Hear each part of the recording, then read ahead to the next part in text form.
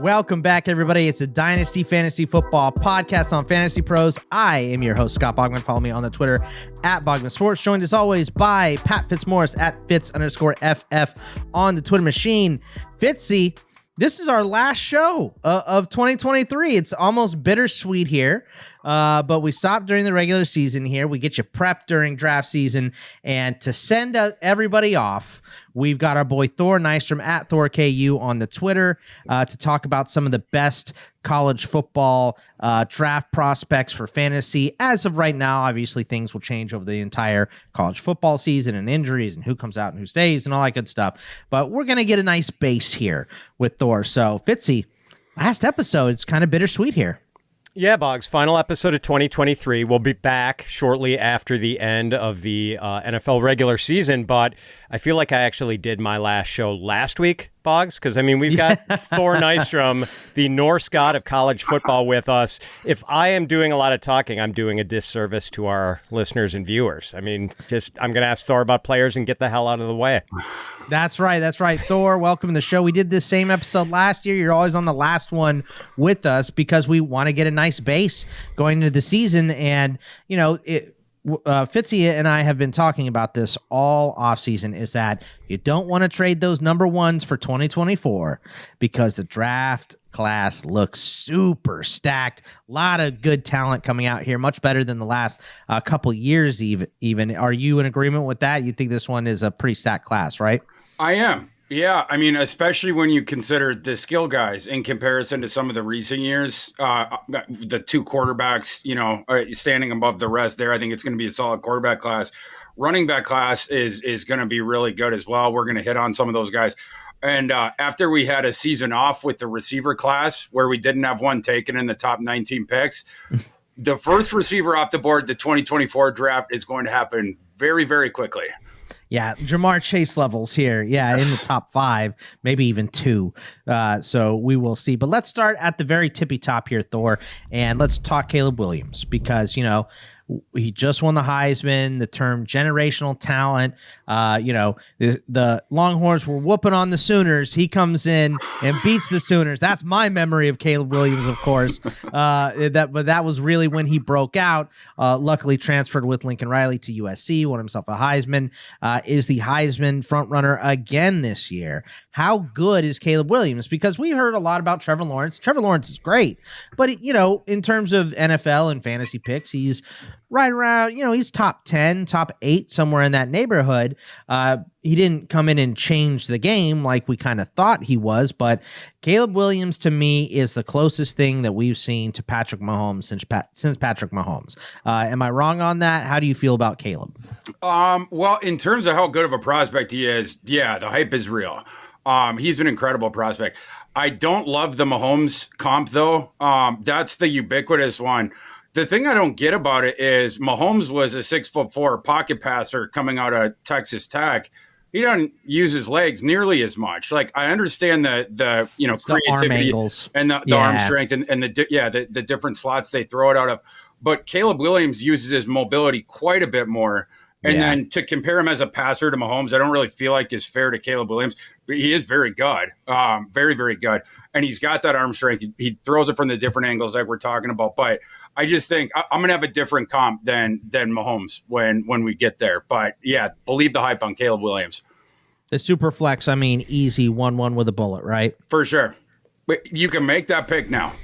Yeah. If you're on the clock, make it now. It's Caleb, right? Exactly. So you mentioned that it's a clear-cut top 2 at quarterback, Thor. I'm going to assume the number 2 guy is Drake Maye, correct? And, you know, does he have any chance to be, I don't know, probably no chance to pass Caleb, I'm guessing. But could he be the second overall pick in next year's NFL draft? For sure could. Yeah, I don't buy the take of, like, you know, he's so close to Caleb that he could easily hop him. Like, for me, it's Caleb Williams he's going with the first overall pick. But Drake Maye, I mean, like in almost any other class, he would be the front runner to be the number 1 pick. The guy's a pocket prodigy. He came in immediately at, you know, as a redshirt freshman at UNC and was dominant. He was dominant last year too.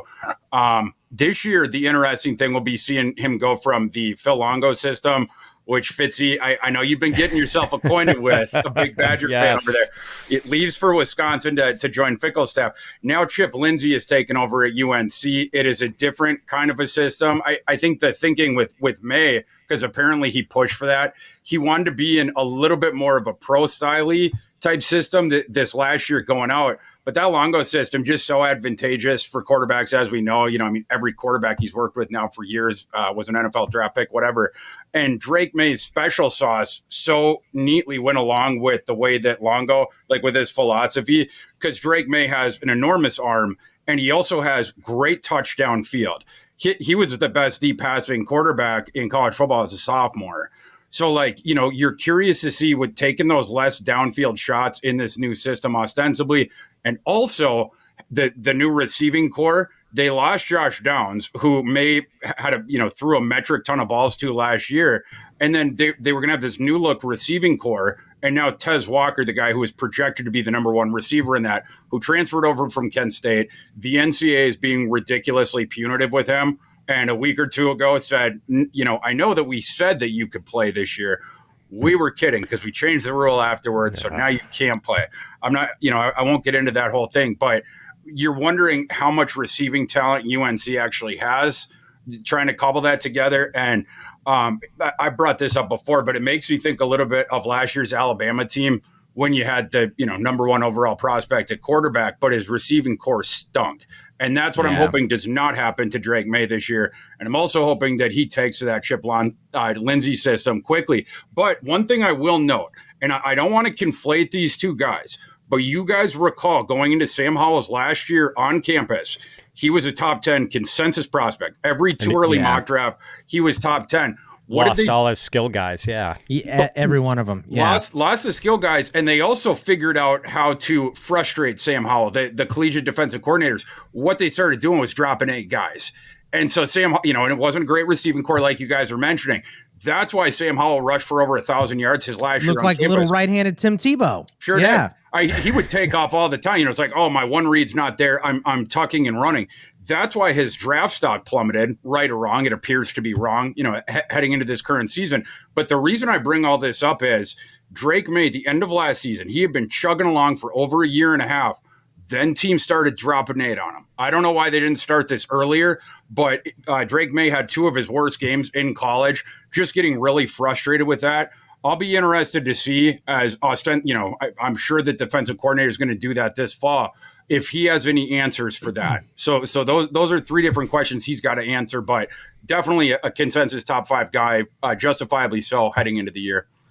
So tell me quickly about a couple of the guys behind those two, because we know those 2 are the consensus top, but there's a lot of QB talent here as well. We got guys like J.J. McCarthy from Michigan, Quinn Ewers from Texas, Riley Leonard, who I really like, from Duke, Spencer Rattler, depends on which Spencer Rattler you're getting. He looked really good at the end of last season, and Shedeur Sanders at Colorado is a guy that you wanted us to put on this list as well. So who do you like out of that group, and just give us a quick little synopsis of those guys? Well, all of them in a certain way, to one level or another. I think those guys are all going to get drafted eventually. With McCarthy, there's things that I like and there's things that he has to prove, right? Former 5-star recruit. He's obviously been the quarterback now of, last year he was the quarterback of a team that went to the playoff, whatnot. First of all, he needs to add weight. He's on the super light side, needs to push himself closer to 220 if it's possible for his frame to do that. The other thing is somewhat in his control, but somewhat out of his hands, which is he has natural playmaking ability. Like, he has creativity with the ball in his hands, different stuff like that. But Michigan last year clearly were sort of handling with kid gloves, I would say. It wasn't just the run-heavy ethos. It was also protecting him from throwing the ball into windows, putting the ball up for, even just like, we're not going to have that concept. And so a lot of the looks he got were fairly easy. I want to see Michigan unleash J.J. McCarthy this year just a little bit, so we get to see more of that stuff. Probably week 4. When Harbaugh comes back, right? So I hope so. Or heck, against these crappy opponents they play in the first month while Harbaugh's suspended. I took the over in the Michigan game this week, Thor, because I was like, I think the assistants might have a contest of who can blow out these small schools the most Like between the four of them. Right. Because it's the DC, the first, the OC in the third, and then Mike Hart and Jay Harbaugh in the second game, splitting each half. I was like, these guys might have a little competition of who can score more points. So I like the over in that Michigan game. Who else on this list do you like? I was just going to say, I bought Fitzy a cheeseburger in Canton, and the NCAA didn't suspend me for 3 games, so I appreciate that, NCAA. I'm sorry, it wasn't about the cheeseburger. As far as Quinn Ewers, he's really interesting, right? Like, him and Caleb Williams in the class where they came out, it was like the Lawrence and Justin Fields thing, right? Like they were, so far above everyone, so highly, sought after, whatnot. Caleb Williams obviously was immediately a star. We have no questions really about his game. Caleb Williams, awesome under pressure as well. Quinn Ewers, we got more questions about him, but the arm talent is unimpeachable. You can't argue with it. Cannon. It doesn't even make sense how the ball detonates out of his hands and goes so far, because I've always compared the way he throws to Uncle Rico. It's sort of like he sort of does this, and all of them come out in that sidearm thing. And I watched that kid in high school, and I was like, there's no way he throws the ball as hard as people say. And you watch him, you're like, that it looks like a glitch in the Matrix when the ball just like shoots out of there. Doesn't even look like he's trying. And a part of the not trying thing is something he needs to work on, because he lets his mechanics go. We talked about this last process with Will Levis, where even in clean pockets, Will Levis would just be like, oh, yeah, I'm going to throw it from my back foot and just fling it because I have this enormous arm. We've seen too much of that with Ewers. But I will say, after this last season, Ewers got more. Well, first of all, he cut the mullet, which that part of it was sad. But he's a pro now. He's a pro now. He got more diligent with the diet. He's up in terms of weight, but it's all muscle, stuff like that. So he looks totally different. Seems to be locked in from that perspective. I hope the mechanics were worked on as well, because as the mechanics go here and there, the accuracy goes here and there. That's when it starts to waver, when he just goes YOLO with the mechanics. Have to work on that. But again, arm talent, you put him right near the top of this class, if not the number one guy, just in terms of that road arm talent. Before we move on to the next QBs, by now most of you have probably heard of Reality Sports Online, the powerful fantasy sports platform where owners get to build and manage their fantasy team like an NFL general manager. But the question is, have you tried it? It's time to go see what all the buzz in the Dynasty community is about. Free agency, multi-year contracts, a rookie draft, multi-team trades, franchise tags, contract extensions, first-round rookie options, automated contract and salary cap functionality, and much, much more. Think it sounds complicated? It is not. The best thing about Reality Sports Online fantasy front office is that it does not take any more time than a standard league. It just requires more strategy. Think you're among the fantasy elite? Well, this is the platform to test your mettle. Still not sure? You can test out your general manager skills for FREE in a mock. If you like what you see, use promo code FantasyPros to receive a 10% discount on your team or league today. Fantasy just got real at realitysportsonline.com. Thor, your quick takes on the other quarterbacks here. Anyone that you expect between Leonard, Rattler, and Sanders to step up here and improve their draft stock immensely? Well, Leonard's going to get on more people's radars this year. I agree. Starting on Monday. Yeah, exactly. Yeah, against Clemson. He got a big test coming right out of the gate. Yeah. That's one of the reasons that line, it's not going much beyond 10. Because the sharps in the market are like, that Duke offense might be able to, at least put up the points to keep it, within that spread, whatnot. But Riley Leonard, ideal frame, he's a bigger kid than McCarthy, for instance, 6'4", and he's already pushing 215, 220, if he's not there already. Former dual sport star, back in high school, whatnot. And you see that athleticism. He's not just big. He can move around, not only evading the rush, he can get outside of the pocket and do a little bit of damage. And I like his arm as well. The one thing last year when he sort of jumped up that he needs to work on for this coming season, he was not great under pressure last year. So when you look at his clean pocket numbers, they're pretty sterling. It sort of jumps out to you. When you look at the under pressure stuff, that's where it gets concerning. The under pressure numbers falling way off from the clean pocket numbers is one of the ways I pick out draft bust quarterbacks. So that is something for me, and I'm sure for other evaluators, he absolutely needs to clean up. But he's only heading into his junior season, so he's got time to do it. Clemson will certainly challenge him on that account. So that Monday night is a great time to get your first exposure to Leonard.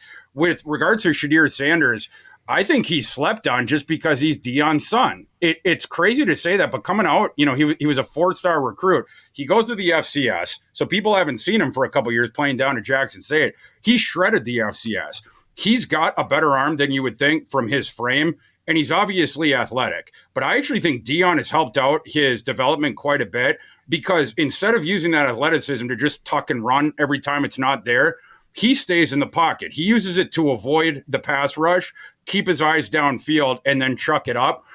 This year, Colorado has a pretty good 3-man receiving core, 2 standout starters from USF last year that they imported. And then Travis Hunter, who went along with the Sanders, is up to Boulder. Travis Hunter has been practicing at receiver all spring. Yeah. He is going to play both ways. So you have Travis Hunter, you have the 2 USF standout guys.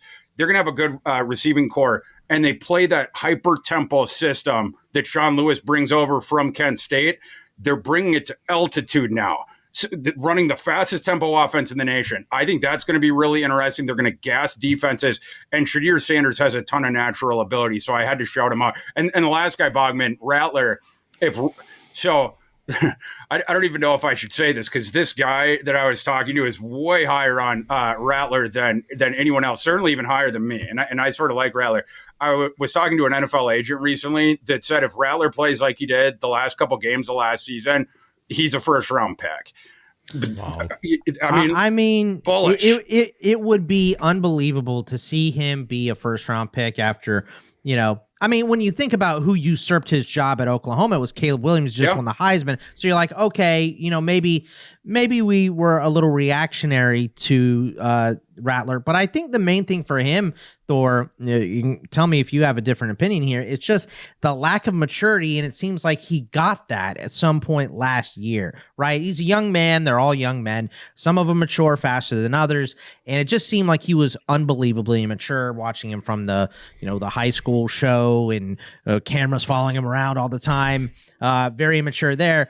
Now he looks like he's a man now, and he's focused and he's going. And I don't know if he's a first round pick, but I could certainly see him improving his draft stock. Another guy, big matchup against North Carolina week 1, which will dictate a lot of opinions. Ideal on him one for forward. him, because it's been a Matador defense the last couple of years, but obviously a team that forces you into shootouts. And Rattler at the end of last season was on fire. So we'll see. I'll always remember this quote that Seth Galina from PFF had about Spencer Rattler a couple years ago, that he plays quarterback like a video game. And that is sort of like Rattler. Like, the bad Spencer is where he just goes YOLO, right? And he just starts putting the ball up for grabs. And he's not diligent playing within the playbook, going through the progressions, whatnot. Like, he sees it and he tries to rip it, and he'll try to throw it between 2 guys.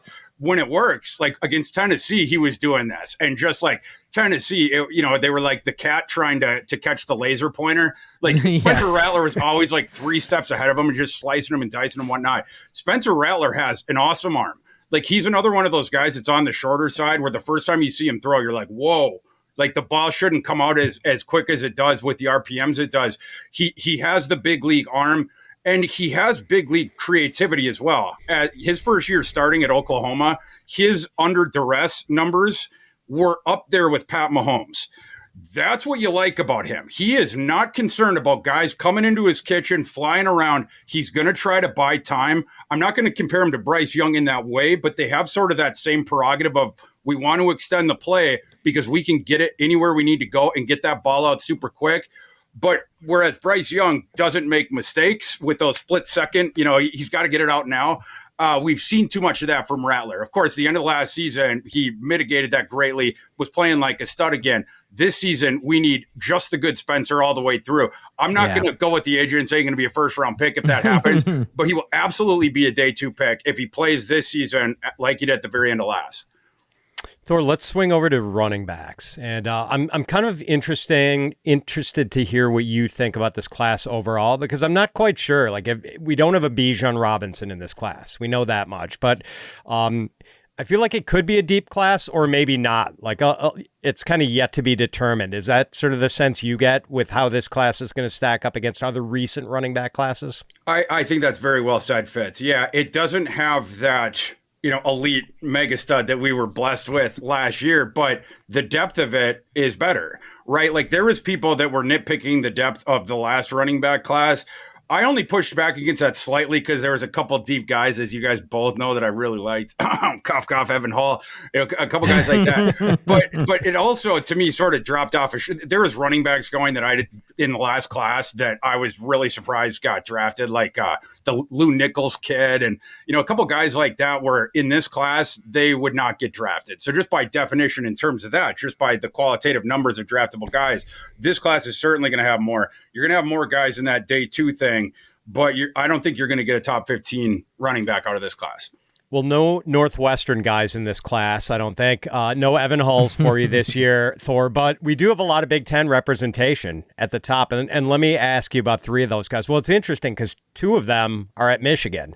So it's going to be fun to see them share a backfield. Donovan Edwards and Blake Corum, who a lot of people got familiar with last year. And then, of course, we also have to talk about my guy from Wisconsin. And we know how people get excited about like big backs with speed.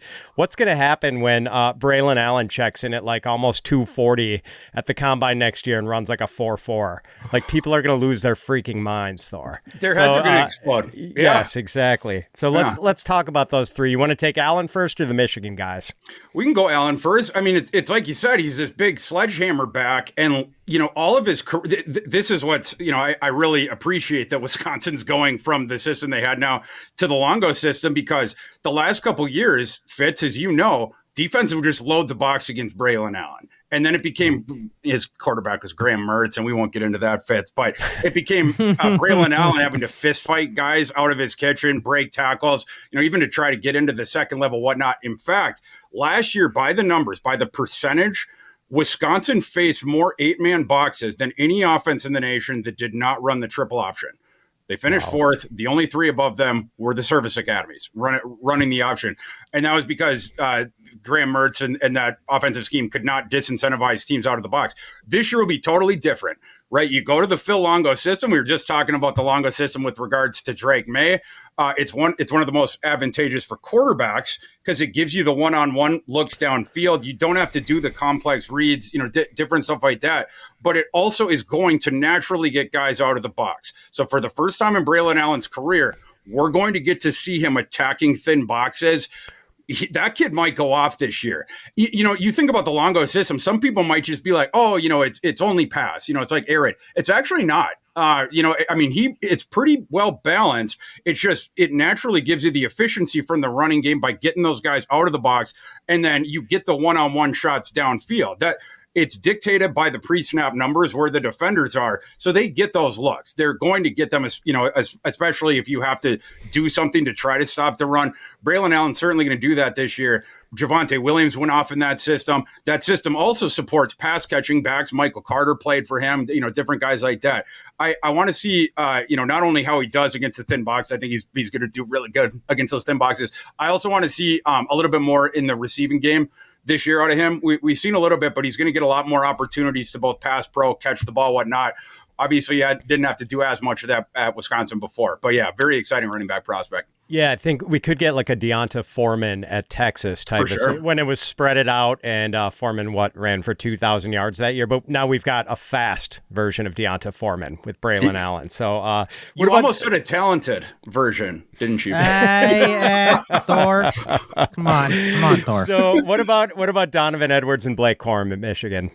Do you have a preference on these guys? Like I know a lot of people have them 1-2 in the class. They're both so good. I don't know if I don't know. I haven't looked at a ton of other ones, so I don't know if this is a scandalous take or not. But I prefer Edwards because I think that's actually a little he's consensus. Bigger. Right is it? Now. Okay. Yeah. As far as the college utility in the Michigan system, I prefer Corum because he's like the bowling ball guy. He's like short, but he's super well built, runs low to the ground, awesome contact balance, very good acceleration. Like he's just sort of your prototypical really, really good meat and potatoes guy. I want to see more receiving out of Corum. The problem with that, though, is that's Edwards' thing. He is so multifaceted. He's a big kid. He is more athletic than Corum, and he can do. He's skilled as a receiver in a way that Corum is not. And so, of course, that usage goes to him. He doesn't get to do as much of the meat and potato stuff. So some of that stuff we're just not quite as sure of. He hasn't gotten quite the, over the course of his career, the usage. But there was that one game where Corum couldn't play late last season against Ohio State or whatever, and Edwards just absolutely went off. So it would be interesting to see him as a bell cow in the same way that it would be interesting to see Corum on a team that didn't have this next level, Swiss Army knife back. So he'd get more of the receiving looks, but those guys complement each other very well. It's a part of the reason why Michigan's my national title pick this year. Hey, football fans, are you ready to put your NFL knowledge to the test? Join the Betting Pros NFL Pick'em contest at bettingpros.com/NFL contest. Make your weekly picks and climb the leaderboard. Compete for your chance to win the weekly prize, a $25 Fantasy Pros Shop gift card. And for the grand prize, a signed Jackson Smith and Jigba Seahawks jersey, plus a premium subscription to Fantasy Pros and Betting Pros. Head to bettingpros.com/NFL contest to enter, and don't forget to download the Betting Pros app to track your progress. I'm glad we had that break with Bogman doing the read, Thor, because I'm busy picking up my jaw off the floor with that Michigan prediction, man. Like, I'm not sure I couldn't handle a Michigan national championship. One more running back.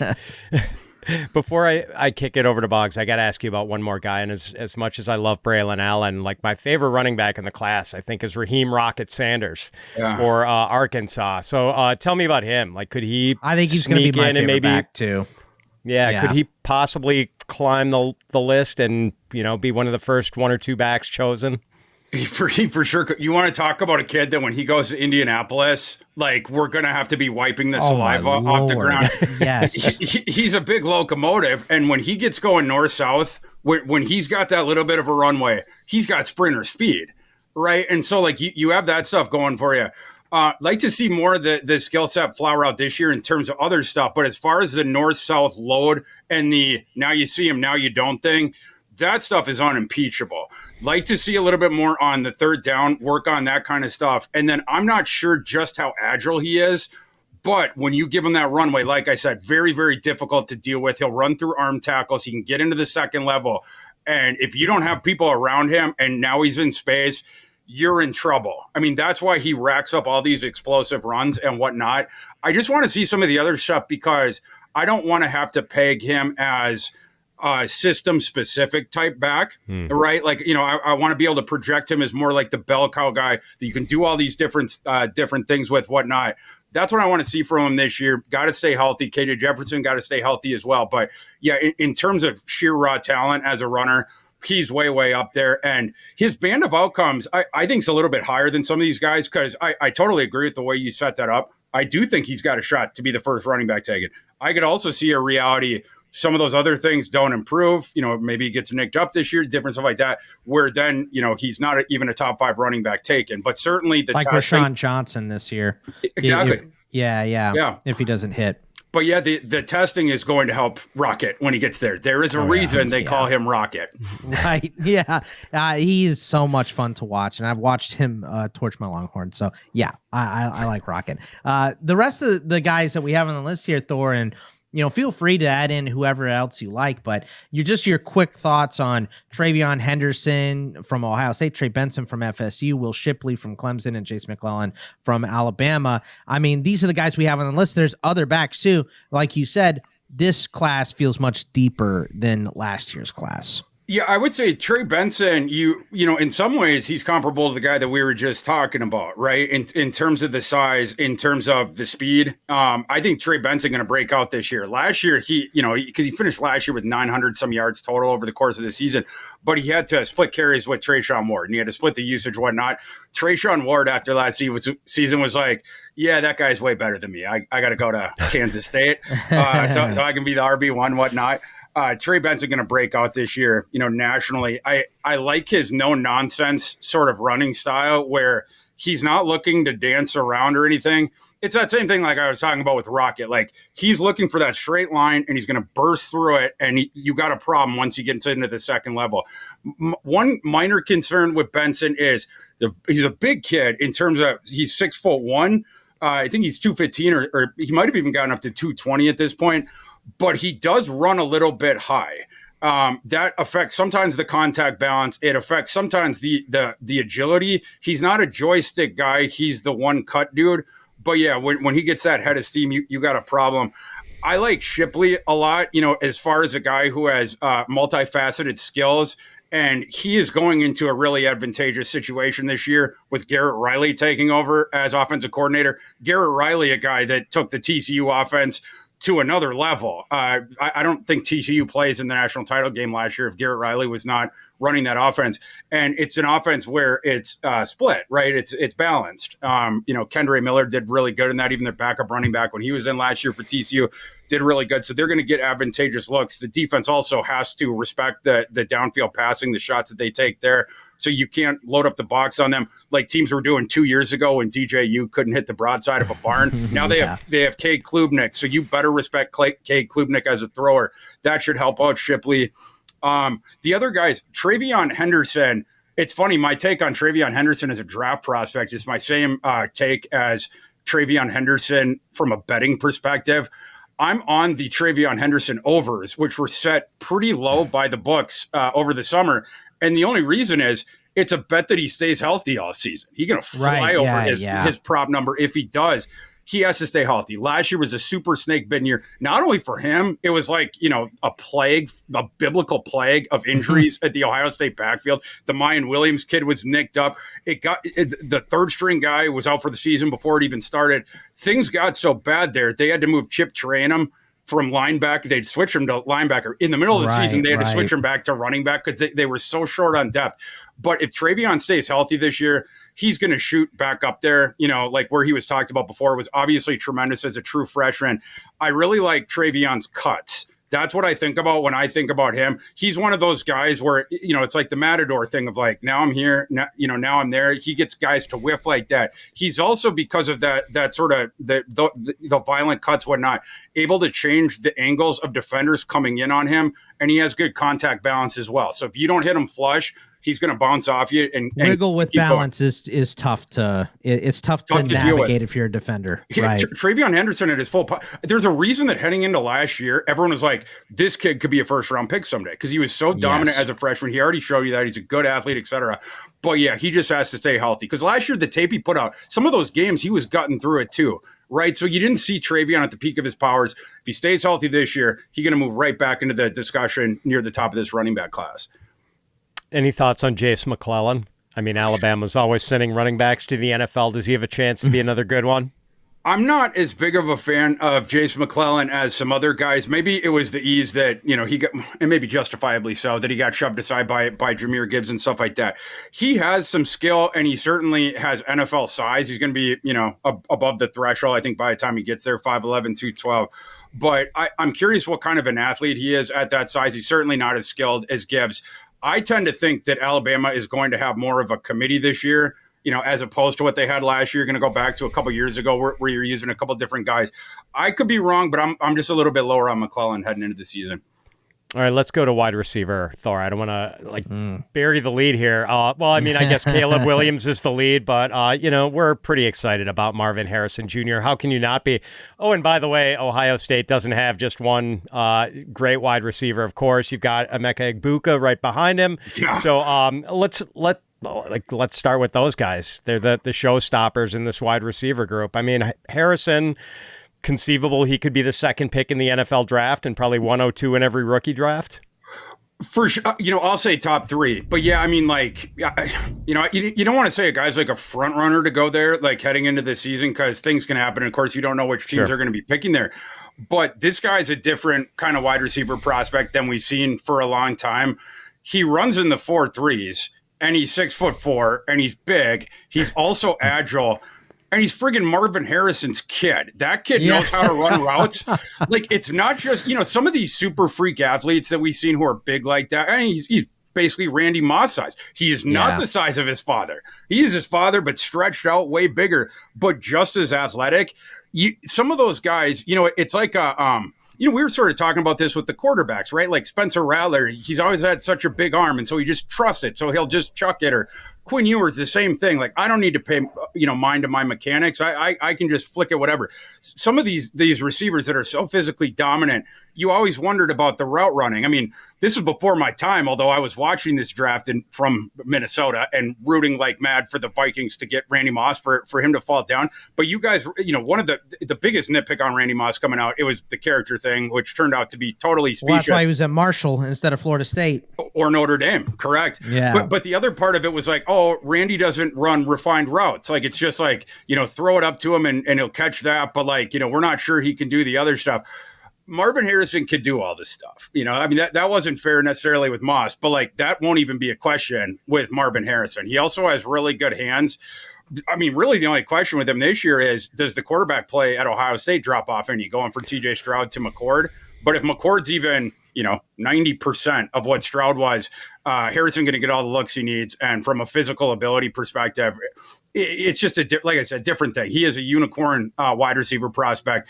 Absolutely has a shot to go top 3. I would be stunned if he is not a top 5 pick next year. Yeah, it's what crazy how Egbuka. Egbuka, who maybe a lot of people don't know that well. So maybe just give us an overview of his game for the uninitiated. Well, yeah, I mean, it's funny, right? Because you're playing across from this unicorn type prospect, whatnot. But Egbuka is a stud as well. Really well built kid, not as lanky and stretched out as Harrison, but 6'1", 205. He's a solid route runner. He's a very, very good athlete. And the other thing I like about him, especially at that size, he wins downfield. And not only that, he wins in traffic. So he can win at every level of the field. He's good with the ball in his hands after the catch, different stuff like that. If he wasn't on Marvin Harrison's team, he'd be the belle of the ball. It's just, he gets a little overshadowed there. It's, one of the reasons that Jameson Williams a couple years ago had to flee out of there so he could be seen in Tuscaloosa. He could get some balls, whatever. Now, obviously not as bad for Egbuka, been on the field, been dominant, but yeah, that's the only thing. You're sort of in the shadow there, but he's very gifted. It's just a little bit slightly different type of receiver than Harrison. They go together really well. Sort of like the Michigan running backs we were talking about before. Our next giveaway is for a signed Odell Beckham Ravens jersey, courtesy of Betting Pros. All you need to do is subscribe to the Fantasy Pros YouTube channel right now. Comment below on this video, and that's it. We will be announcing a winner right here on our YouTube channel, so make sure to turn on those notifications so you can be alerted to when the new episodes are up and to claim your prize. Thor, there are so many good wide receivers in this class. You mentioned the top 2. We have guys like Malik Nabers from LSU, Romeo Odunze from Washington, one of your boys, J. Michael Sturdivant from UCLA, Malachi Corley from WKU, and my boy Xavier Worthy. I mean, it seems good and deep. There's going to be a lot of great wide receiver talent coming out. This is a big reason why we're telling people you don't want to trade those first-round picks, because even if you don't get this generational talent of, Caleb Williams and Marvin Harrison and Egbuka, there is still a lot of talent on this board. These wide receivers, I mean, they would have been pretty high in this class, maybe over some of the guys that just got drafted. So how do you kind of filter through, and who do you like out of this group? There's a minimum 3 guys in this coming class that easily would have been wide receiver 1 in the last class, and the number may end up being higher. I'm being a little bit conservative there, and I'm not going out on a limb either. Like I said before, like this receiver class, we're going back to pre-last year, and so I totally agree with your guys' take from like the Dynasty perspective or the Debbie perspective, however people out there are doing it. As far as the Nabers, I really like, and he's not in an advantageous situation necessarily for him because Daniels, the quarterback there, is not a great thrower. He's improved a bit since Arizona State, but I don't have the numbers in front of me of the market share he had, but like, he was on a team with Kayshon Boutte, who heading into the year, everyone thought was going to be a first round pick. And they had Trey Jenkins, a guy that got an NFL contract after the season. Those guys were on milk cartons, with Malik Nabers just clearly establishing himself as wide receiver 1. And I don't think Kayshon Boutte was super duper happy about that. But it's like, bro, this is a qualitative thing. This isn't like we don't like you. I think it's one of the reasons why after the season, Boutte initially wanted to return to LSU, and Brian Kelly's like, no, you can go to the next level.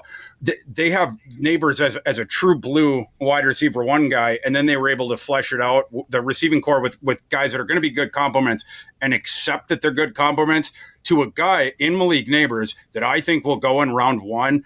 Last year, he had over 1,000 receiving yards, 72 catches on a team that did not have a super duper accurate quarterback or a natural pocket passing quarterback. This year, it should be more. I mean, like his stats are going to tick up in direct relation to any improvements Daniels can make as a thrower, but they're certainly going to be going to him early and often. The one thing he could get nitpicked about for last year, and maybe you could even say that the year before, he only had 3 touchdowns last year over 72 catches. But what I would tell people is that sort of goes back to the prerogative of not letting Daniels throw around the goal line, different stuff like that. Like you just run it with him and different stuff like that. So big fan of Nabers, and he's at the 6 foot, 200 pound threshold, and he's a sick athlete as well. As far as the other guys, who do you want to talk about next, Box? With Worthy, of course, I want to hear about Worthy and your take. I'm curious your take, Bogman. His freshman year, so impressive. When you see him there, it was like, I don't know if this is going too far. You tell me, Bogman, what you think. You've seen a lot of this kid. Reminds you of Hollywood Brown a bit. And if you want to be more conservative, you could say Tank Dell.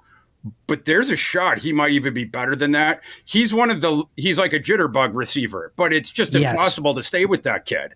It's like the Deshaun Jackson mold is what you're like. Deshaun Jackson with better, routes. I mean, Deshaun Jackson, a guy a lot like Randy Moss, you don't need Chris Broughts. He snaps him off so hard. He gets all the separation, right? That's what you want from Worthy.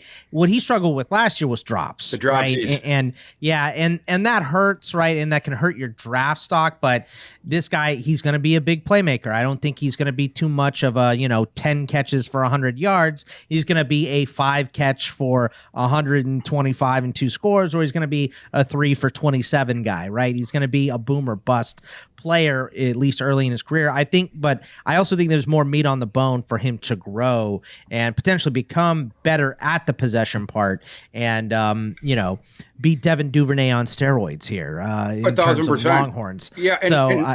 That's what I like about him is he's going to be a big play dude for sure. He absolutely needs to correct the drops and the hands thing this year. But he's got a really good shot to do it because last year he was playing through a broken hand. And we didn't know that at the time. But it's like when you know that context after the fact, it's like, oh, the thing I was getting frustrated at him for all season, like not only is it explainable, but then you almost tick him a positive in it because he played through that. Right. Last year, Texas had a different wide receiver situation than certainly they're going to have this coming season. Because, Boggs, as you know, Isaiah Nair, the kid that they were counting on to be one of those stars from Wyoming, out for the season before it even starts. They had the young tight end who we're going to talk about in a little bit. They needed the weapons. And so Worthy stayed on the field, never complained to the point where we didn't even know he had a broken hand. Yeah. People were nitpicking him. Look, if I'm Xavier Worthy at that point, I'm like, guys, I know you're upset about the draft. I'm playing through a friggin' broken hand. I don't need to be out there. I'm playing through a broken hand. I'm doing pretty good for a guy with a broken hand. But like the separation thing, it goes without saying. And, the hand is now back to full health.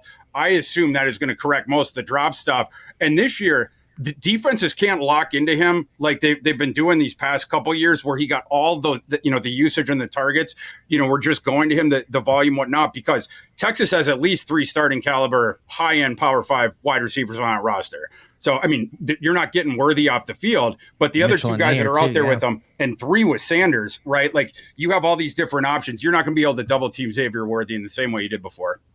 Do you like it? Who else do you have the most hope for out of the rest of that group? One guy I got to shout out is Malachi Corley. I think it's easy for people to discount the G5 guys and the G5 guys that are in air raid systems that put up the bazooka numbers and just be like, oh, he's a G5 guy. I'll tell you guys, the NFL really likes Malachi Corley. He has a 2nd round grade heading into the year by Blesto. He's built really well.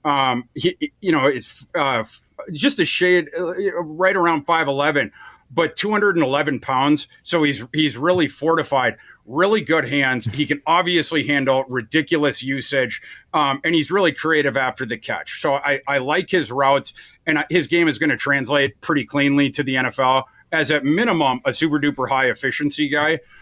So I like his game, and don't sleep on him. When you see him putting up the bazooka numbers with Reed, and there was a guy from Western Kentucky, a couple, Stearns, that put up the enormous numbers. Stearns. But Stearns, was smaller. He also wasn't as athletic. I just want to tell people out there, it is a different thing with Corley. He is a legitimate NFL prospect, and that offense is going to put Zay up. Jones is one of those guys, and he's still playing in the NFL. Correct. A guy that was an air raid system ECU guy, set the record for receptions in a season, and he's still a good player, but he got discounted coming into the draft because he played in a system. So I'm with you. For sure. And I love saying fortified for a guy who's got a thick frame. I love that phrasing. Thor. I'm a very, big very boy, good. so we try to do the. I'm extra fortified. Exactly. So is what I would say. What about the guy who's going to be anchoring your Pac-12 fantasy team this year, Odunze? Tell us about him. I mean, Washington's got a pair of good receivers, don't they, who are both going to be draft eligible, I believe? They do. Jalen McMillan being the other one. And actually their third wide receiver, a kid coming over from Kent State. The NCAA decided to allow him to play this year. So thank you. Thank That's my God. second thank you to the NCAA. But they have a really good third receiver this year as well. But Odunze and McMillan are guys that are both going to threaten 1,200 yards receiving just because that team throws for a gajillion yards now with Kalen LaBorde there and whatnot. Yeah, and Penix, of course, as the quarterback. And, the NFL is very interested in both those dudes. And they're guys that you can play different spots in the formation. DeBoer, he's so good, not only system-wise, but, like, you just see guys, his games there on the offensive side of his teams, they just jump up. Like, anyone he's ever sort of been around, it's like, the Midas touch with it. And so both those guys, are absolutely on the NFL radar. Odunze, above McMillan for sure. Blesto gave Odunze heading into the year round 3 grade, but they gave McMillan around 4. But you're talking about guys, both of those guys the NFL likes. Odunze almost 6'3", just a shade under 220. I see his last 40 he ran, they got a confirmation on, was 4.48. McMillan just a little bit shorter, just a shade under 6'1". He's a shade under 190. And his last 40 time was 4.5 flat. So Odunze is just a bit more physically gifted, but both those guys are becoming more and more skilled and dominant receivers in that system for sure. Yeah, should we talk about J. Michael Sturdivant? And by the way, we've got some big, like, old-fashioned A.J. Green X receivers in this class. I love it. Heck yeah, we do. Sturdivant, first of all, I want to tell people about Sturdivant. The J, it stands for Junior. His dad's name was Michael, and instead of just calling him, Junior, at the end or whatever, they, Big Mike, Little Mike, they just put the J at the beginning. So, that's just, for people's trivia out there. But to your point, Fitz, about the size, kid last year, redshirt freshman, he is now, heading into his third year on campus, but he has more eligibility years, 6'3", 205 already. Very big kid. Cal last year forced all this usage to him, and he broke out. Like, he really opened my eyes. The question with him, it's similar to Xavier Worthy, only he doesn't have the broken hand excuse. He drops balls, all right? Like, last year, his drop rate was, I think, even more elevated than Worthy's. My one concern, however, the thing I'll say in his defense was, last year, he was very clearly the wide receiver 1 on Cal. A lot of targets were forced his way. Sometimes not in very advantageous situations. And also sometimes you feel like you got to play hero ball there a little bit and different stuff like that. But a concerning drop rate for him, 14.5%. That thing's got to get cut 5-6%. Anything when it gets into the double digits, it becomes a concern. You can't be at 14.5 going into the NFL, or you're going to get the red flag for the hand thing. But again, he has time to go here. The ideal NFL frame, and he has the athleticism. He's also a skilled route runner as well. Now he moves to UCLA. He goes from sort of the one-man show at Cal to now at UCLA. They can do different stuff. I realize that Dorian Thompson-Robinson left. I actually think this coming year, without Dorian Thompson-Robinson, without Zach Charbonnet, that UCLA is going to match the win output from Dorian Thompson-Robinson's best ever season. I don't think UCLA falls off whatsoever. And the reason is because of every position not those two, right? Like the receiving core is really, really good. Their offensive line is going to be better than it's been these last couple of years. And this will be the best defense that Chip Kelly has at UCLA. In that better sort of scenario for Sturdivant and not facing the double teams and as much of the focus from the opposing defense, I just want to see him clean up the drops. I think he can, but we got to see it now. All right, in the few minutes we have left, Thor, we got to talk about tight end, because if it's not enough that we've got iconic mega prospects at quarterback and wide receiver, we've won a tight end too. Brock Bowers of Georgia, who I think fantasy people, dynasty people have been waiting for since he was a freshman. Speaking of salivating, when is this kid going to be drafted? Bowers. We saw him as a freshman. It's like, wait, we can't draft this kid for like a couple more years? Oh, that's terrible. Now we're finally going to be able to get to draft him in 2024. Tell people about Brock Bowers. Yeah, a kid, his first 2 years on campus for a team that obviously won the national title both times, best team in college football both times. First year, 56 catches, 882 yards, 13 tutties, 15.8 yards per reception. Last year, 63 catches, 942 yards, 7 touchdowns, 15 yards per reception. And folks, that's not all. He's like the Deebo Samuel of tight ends or something. I don't even know, like the guy. They run sweeps with them. Yeah. All this stuff. He's awesome. You can move them around, like in different, like the defense will tip its hand to you every time you got Brock Bowers. You move them around the formation. Defense has to pay attention to them. They're going to tip off whether they're in man or they're in zone. And like the guy who's going to be on them, you can get, it's like sort of like the gravitational pull type thing where then the other guys on offense, they're going to get more space because of Bowers and be in more advantageous situations. But yeah, like we're saying, you bring him back into the backfield. He'll be a lead blocker for you if you want, or you can run the end around to him. You can hand the ball off to him around the goal line. They did all sorts of interesting things with him. Georgia's offensive staff, it wasn't thought of as like, doing all these creative things, but Brock Bowers is so skilled from the start, right the day he walked onto campus. It was like, we need to figure out all these creative ways to get him the ball. So you're going to see that again this coming season, the end arounds, the handoffs, getting creative with him around the goal line, certainly moving around the formation, just in terms of receiving, way up there, right? From the guys we've seen the last decade. You guys know how much I like Dalton Kincaid. Dalton Kincaid, like the hands in the downfield thing, and the body control, really special. But Brock Bowers, it's like everything special. Like not like he's not like an inline guy who's going to maul the defensive ends, but everything from the receiving and with the ball in his hand, different stuff like that. It's just something different than we've seen from tight ends, these past few years. So he will be, it's clearly the tight end one with a bullet in the dynasty drafts, but you're going to draft him even higher than you drafted Dalton Kincaid. Do you think he's a better pass-catching tight end prospect than Kyle Pitts, who had 12 touchdowns in 8 games in his last year in college? I would say different, right? Like Kyle Pitts, he had that sort of unprecedented combination of the frame and then the downfield speed. So he scares you more, probably just in a one-off scenario. But Brock Bowers is awesome downfield too. He might not quite be the athlete. He's not as big, right? Like Brock Bowers, 6'4", 240, and those might even be a little bit elevated. We'll have to see. He wants to keep putting on weight, but he can absolutely win downfield. He can win in contested situations, go up, turn a 50-50 ball way more in your favor. And then the stuff in the intermediate route. And then, unlike other guys, the short area stuff, it's not just the catching that the efficiency brings there, but again, you can give him all the running usage and different stuff like that. So I'd say he's different than Pitts. And now we have a couple of years on Pitt, so your sort of knee-jerk reaction is to put Bowers above him qualitatively, but I just think they're different, sure, right? Yeah, but both awesome prospects. Yeah, and you said it with the ball in his hands, like he's like a Debo Kittle mashup. Yeah. I mean, he can like run by you, he can run over you. He's just like so good, man. Boggs, you have to ask Thor about your guy from Texas. I'm not going to let Thor go before we address your guy at tight end for the Longhorns. Who is your number 2 tight end, and why is it Ja'Tavion Sanders? It has to be. It is Ja'Tavion Sanders heading into the year for sure, and a guy that the dynasty players are should be really interested in. He's around the same size as Bowers, just slightly listed 6'4", 243.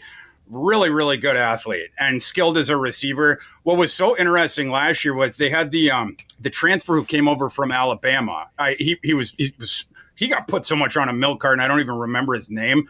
He ended up declaring for the draft that he didn't get picked because Ja'Tavion Sanders just ran him off the field. I'm blanking on the kid's name right now. I can't remember. It's Billingsley, right? Yeah, Billingsley, Jaleel Billingsley. A kid who had played at Alabama before, and Texas had pursued in the portal, and Billingsley had, a couple of things off the field, whatnot, but that's not the reason he wasn't playing over Sanders. He wasn't playing over Sanders. Is awesome. Because Sanders is very clearly better than him. And just another weapon for Ewers there, you add him to the 4 wide receivers I was talking about before. You're not going to be able to, have, the double team Sanders. You're not going to be able to put like your best coverage guy in Sanders. He's a matchup problem for whoever encounters him, and it's going to be all the more so this year, galloping in space, different stuff like that. Love it. Love it. That is your base, everyone. Thank you so much to Thor for joining us today on the last episode of the Fantasy Pros Dynasty Fantasy Football Podcast. Follow us all on Twitter at ThorKU if you want more great draft insight from Thor at Fitz_FF. I'm at Bogman Sports, and we will see you guys very soon. The season will come and go very fast, and you'll get plenty of us here at Fantasy Pros over the course of this season as well. So that'll wrap it up for us and for 2023, and we will see you guys on the Dynasty Pod next season. Take it easy, everybody.